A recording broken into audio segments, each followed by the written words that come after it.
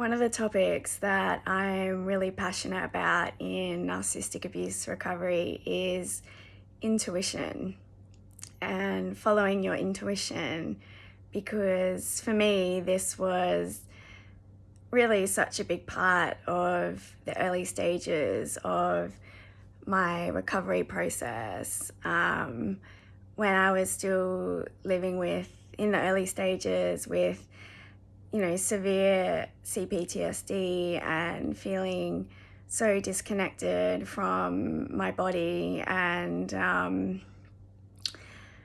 this was about maybe 7 or 8 months into my recovery process. A close friend at the time, who I'd been friends with for quite a number of years, was supporting a ex-narcissist, a friend who was a narcissist, and naturally, as they are, really disloyal. And when I found out about this, I just was really just taken aback, like, whoa, why is this person supporting this person? And I knew in my body that I was really, really just not happy with it. Like, after everything I'd been through and with narcissistic abuse, but also, with this ex-friend, quote unquote, not really a friend, I decided to stand up for myself, and I asked this friend. I said, the person who was supporting the ex-narcissist friend, I said, why are you supporting this person? And I kind of naively thought that that they would be understanding. And well, that was quite a rude shock, because I was basically just gaslighted and told that it was none of my business and that I was being petty and overreacting, and you know how it goes. But I knew deep down that there was just something really, really not right with this. And my intuition was just screaming at me that this person was not to be trusted, and that they were shady. And after that, I basically, cut off the friendship, because I decided that I wasn't going to take that for an answer. And I knew that, that it was a boundary breach. And that was really, really the beginning of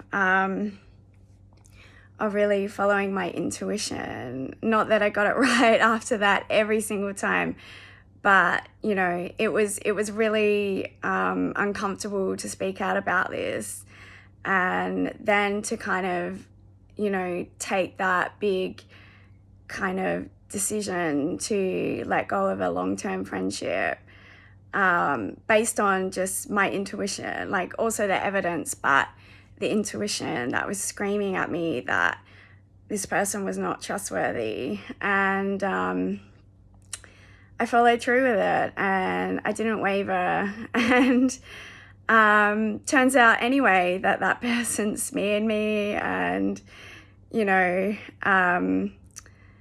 so I was right. That person was not a true friend.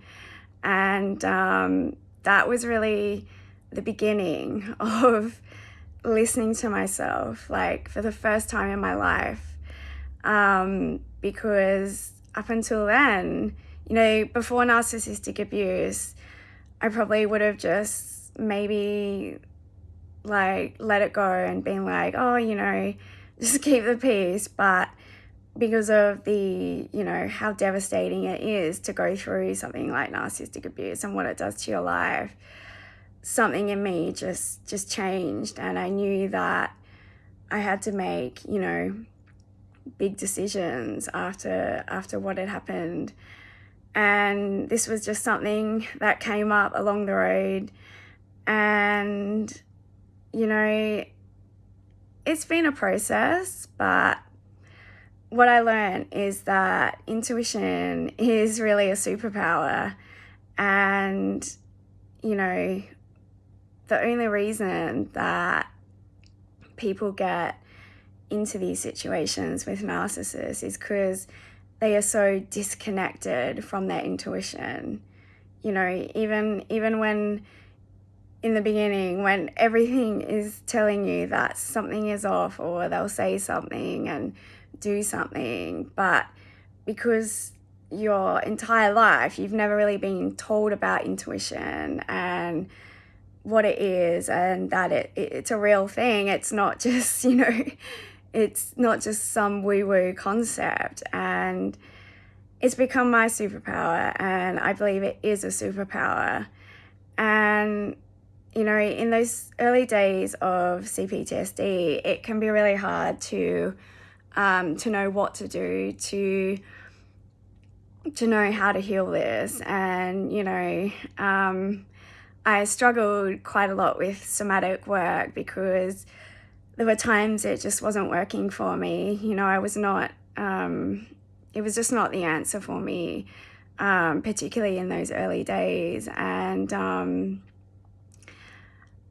the intuition thing for me was like the thing that started the ball rolling for getting in touch with my body. Like, the mind is so disconnected from the body, and through following my intuition every time, I became more connected to my body. So like, my mind was connected to my body because I was listening to, you know, cues from my gut and sensations in my body about, you know, situations and people. And you know, I feel like with you know, that turning point, you know, with this friendship situation, it really set the precedent for not going back after that. Like, really going on that path of fully listening to myself,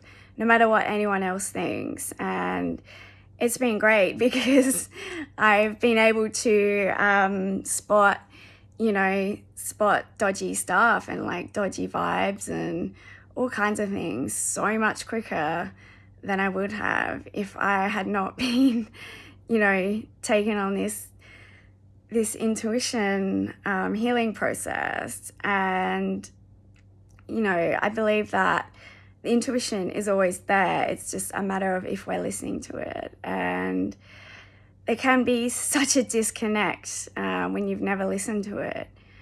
But anytime that, you know, something is making you feel, you know, uncomfortable and disrespected, and just something in you is just